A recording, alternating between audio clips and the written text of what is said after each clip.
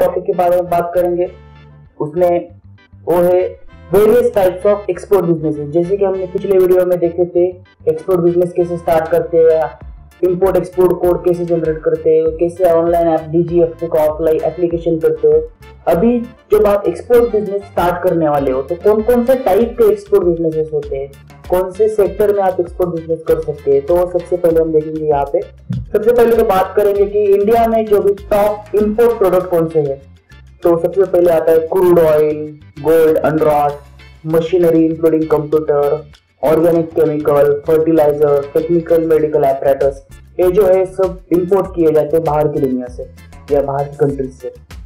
और इंडिया की ओर से जो भी पेट्रोलियम प्रोडक्ट्स है, क्रूड ऑयल तो हम इंपोर्ट करते हैं, पेट्रोलियम प्रोडक्ट क्योंकि इंडिया में Indian oil, Hindustan petroleum, Reliance बहुत सारे पेट्रोलियम प्रोडक्ट्स बनाती है तो उसका एक्सपोर्ट होता है। तो प्रीसियस स्टोन्स, गोल्ड का भी एक्सपोर्ट इंडिया से होता है, ऑटोमोबाइल का एक्सपोर्ट होता है, मशीनरी का होता है, सीरियल्स का होता है एंड टेक्सटाइल का, ये सारा एक्सपोर्ट इंडिया से होता है। तो सबसे पहले तो अभी देखेंगे कि एक्सपोर्ट में कौन कौन से टाइप होते हैं।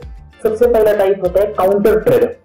काउंटर ट्रेड क्या होता है कि अगर एक कंट्री का दूसरा कंट्री के साथ इंपोर्ट एक्सपोर्ट का बिजनेस होता है, सपोज हमारी कंट्री इंडिया का सपोज श्रीलंका, अफगानिस्तान या फिर बांग्लादेश इनके साथ एक्सपोर्ट है, तो उनके यहाँ पे म्यूचुअल अंडरस्टैंडिंग होती है कि अगर इंडिया को कोई किसी चीज की जरूरत है और श्रीलंका के पास वो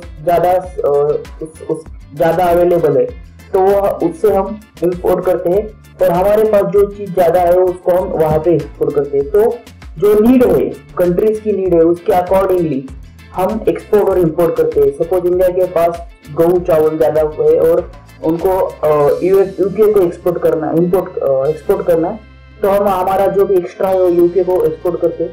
पर यूके के पास जो भी एक्स्ट्रा गुड्स है, ना कि सेम चीज ना हम इंपोर्ट नहीं करते, लेकिन जो भी एक्स्ट्रा है वो हम इंपोर्ट कर लेते हैं। तो इस तरह से जो म्यूचुअल अंडरस्टैंडिंग होती है, यहाँ पे लिखा हुआ है इट इज एक्सचेंजिंग गुड्स और service which are paid for whole or part with other goods or service rather than money।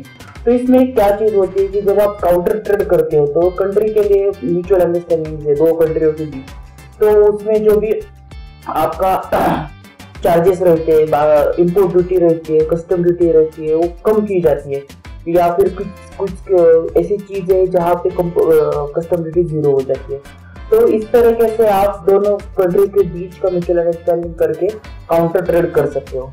दूसरा होता है इसमें ऑफशोर ट्रेडिंग। अभी ऑफशोर ट्रेडिंग क्या होता है, जैसे कि काउंटर ट्रेडिंग में हमने देखा कि एज पर द नीड हम दोनों कंट्री में से एक एक्सपोर्ट माल का एक्सपोर्ट करते हैं।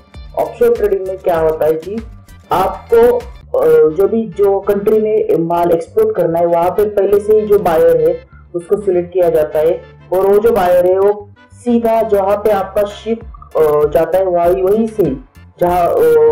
से वो माल को उठा लेता है। तो इसीलिए आपको इस ऑप्शन ट्रेडिंग में ऑप्शन होता है कि जो भी आपको माल का सेल करना है, डिस्ट्रीब्यूशन करना है, वो पहले से ही उसका बायर्स का सिलेक्शन हो जाता है, और जो भी मैन्युफैक्चरर है, जो भी मैन्युफैक्चरिंग गुड्स है या फिर जो भी आपका गुड है वो सीधा डिलीवरी होता है जहाँ पे भी आपका कस्टम ड्यूटी नहीं होता है। तो सीधा जो शिपमेंट की ओर से आपका माल लिया जाता है। तो इसीलिए इसी वजह से आपको ज्यादा तो माल बेचने का या फिर उसको एक्सपोर्ट करने का या फिर बायर ढूंढने का बाद में कुछ जरूरत नहीं होता है, तो आपका माल सीधा बिक जाता है।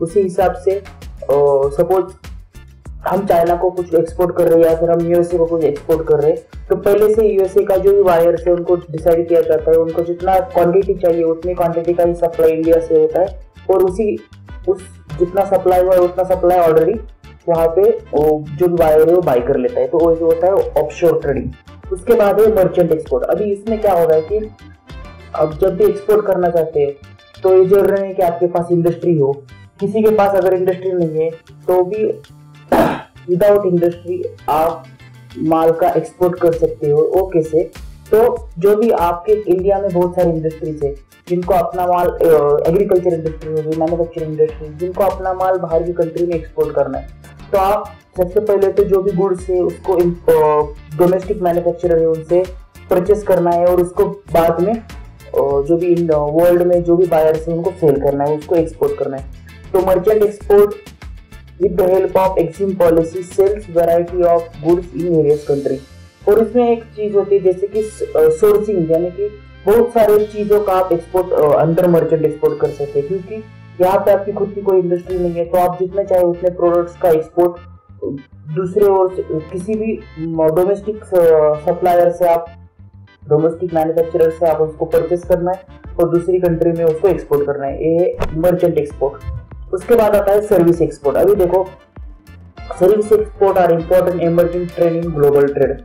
अभी सर्विस एक्सपोर्ट क्या होता है, जो भी आपके पास नॉलेज है उसका आप बाहर की कंट्री में अगर किसी को उसकी जरूरत है उसको सप्लाई। जैसे कि सपोज आप एक डॉक्टर हो, तो आपको आपने सपोज एमडी किया है, master of doctor of medicine किया है, तो जो भी आपको नॉलेज है वो आप दूसरे देश में उसको यूज कर सकते हो, दूसरे को आप दे सकते हो और वहां से आप फॉरेन करेंसी दे सकते हो। सपोज आप आर्किटेक्चर हो, तो जो भी आपके आर्किटेक्चर के जो भी डिजाइन है, जो भी कंस्ट्रक्शन के प्लान्स है, जो भी इंटीरियर प्लान्स है आपके पास में अवेलेबल है, जो आपका नॉलेज है आप इन बाहर की कंट्री के साथ शेयर कर सकते हो और वहां से आपको मनी मिल सकता है।